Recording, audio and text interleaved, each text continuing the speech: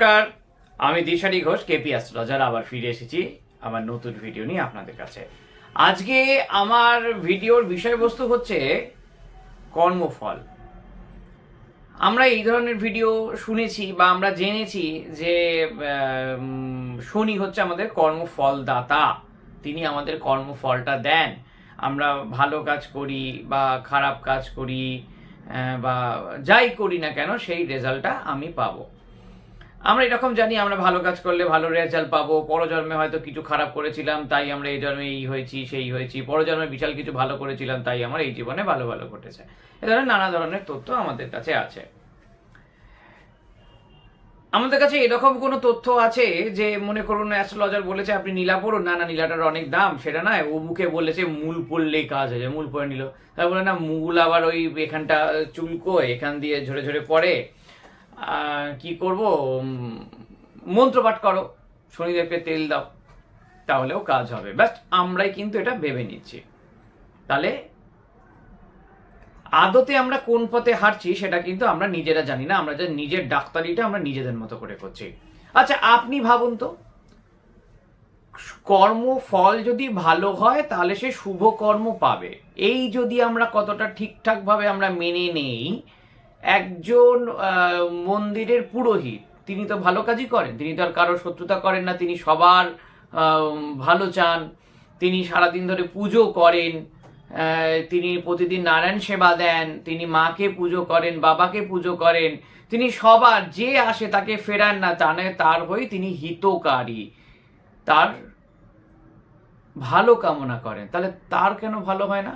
সে তো সেই একটা কবে ধুতি পরে পড়েছিল সেটা পরেই সে কাটিয়ে দিল, আর ওর বাড়ি থেকে চাল ডাল গম টাকা পয়সা যা পেলো তাই দিয়ে তাকে সংসার চালাতে হয়। তার জামাটাও খুব একটা ভালো নয়, আপনার বাড়ির কাজের লোক মনে হয় ওর থেকে ভালো জামা কাপড় পরে, আপনি সহমত হবেন আমার সাথে। তাহলে এটা হয়নি কেন?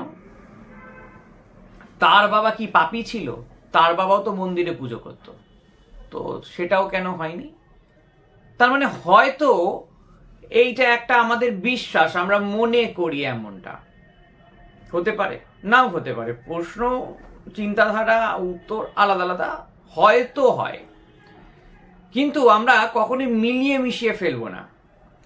হয় আমরা একটা কথা ভাববো যে কর্মজীবন বলে কিছু একটা আছে, আমরা ভালো কর্ম করলে তার ভালো রেজাল্ট আমরা পাবো, আর যদি আমরা ভাবি যে ভালো কর্ম না করলে খারাপ রেজাল্ট পাবো, তো এটা একটা পার্ট আর কি।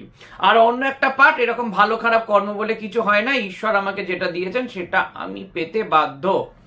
ঈশ্বর আমাকে চোর করেছেন বলে আমি চোর, ঈশ্বর আমাকে ডাকাত করেছে বলে ডাকাত, ঈশ্বর আমাকে ডাক্তার করেছেন বলে আমি ডাক্তার। পরিষ্কার হিসেব যে কোনো একটাকে মানতে হবে, ওই দুটো মিলিয়ে মিশিয়ে কোনোদিন জীবন এগোতে পারে না।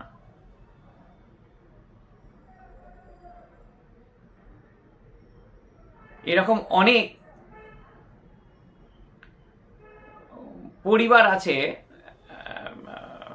মনে করি একটি উদাহরণ করি, যে আমাদের এখন যে বৃদ্ধাশ্রমের ব্যাপার স্যাপার, এটা শহরের ক্ষেত্রে বেশি প্রচলিত। ছেলেদের বেশি পয়সা রোজগার করে, তো ছেলে মেয়েরা তো বাবা মাকে অত দেখার সময় নেই, কে ওই ঝামেলা করবে, তো তাকে বৃদ্ধাশ্রমে পাঠিয়ে দেবে। কিন্তু গ্রামে গঞ্জের কথা ভাবুন তো, সেখানে কি এখনো এটা রয়েছে? নেই। তার মানে সময়ের সাথে সাথেও কিছু একটি ব্যাপার। আপনি এরকম একটি তথ্য পাবেন, মনে করুন একটি কুকুর পরিবেশগত দিক থেকে সে হিংস্র হতে পারে, নাও হতে পারে। পরিবেশের ওপর নির্ভর করে কিন্তু একটি বাঘ আমার সাথেও দুধ খেতে পারে, দেখেছেন আপনারা ইউটিউবে নানা ধরনের ভিডিও দেখেছেন। তো পরিবেশ একটি কিন্তু বড় কথা। পরিবেশটা কি? জ্যোতিষ তো তার মধ্যে রয়েছে। তাহলে সুতরাং শুধু নবম ভাব বিচার করে আমাদের ভাগ্যস্থান কেমন হবে এটা আমরা কখনোই বলতে পারি না। শনিকে আমরা ভয় করে করে আমরা এগিয়ে যাব এমনটা আমরা ভাববো না। আমরা যেটা ভাববো সেটা হচ্ছে আমাকে যে রেজাল্টটা দিয়েছেন সেটাই আমি করবো। হ্যাঁ, অবশ্যই আমি বেটারমেন্টের চেষ্টা করবো। আমি যদি না করি, ভগবান আমাকে বাড়ি এসে এসে খাইয়ে দেবে না, দরজা ঠকঠক করে বলবে না দিশারি ঘোষ এসো তোমার জন্য আমি বিরিয়ানি নিয়ে এসেছি, কেউ বলবে না। আপনাকে বেটারমেন্ট করতেই হবে, নিজের কেরিয়ারে ডেভেলপমেন্ট করতেই হবে। সে জ্যোতিষী হোক, ডাক্তার হোক, খুনি হোক, ডাকাত হোক, চিটিংবাজ হোক, যাই হোক, সবাইকেই নিজের কেরিয়ারের গ্রোথ আনতে হবে। তা আজকে আমার যেটা বক্তব্য সেটা হচ্ছে শুধু 9th হাউস নয়, আমরা অনেক ক্ষেত্রে 9000 জেমসটা ব্যবহার করে থাকি, কিছু না দেখেই ভাবি ভাগ্যস্থান ভালো হলেই সব ভালো, এরকম কোনো ব্যাপার নেই।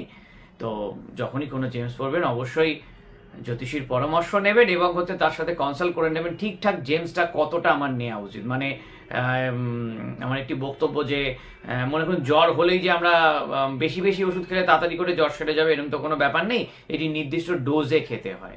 তাহলে সেই ডোজটা কি হতে পারে? তাহলে ধন্যবাদ, আজকে এই পর্যন্তই, আবার দেখা হবে আগামীকাল।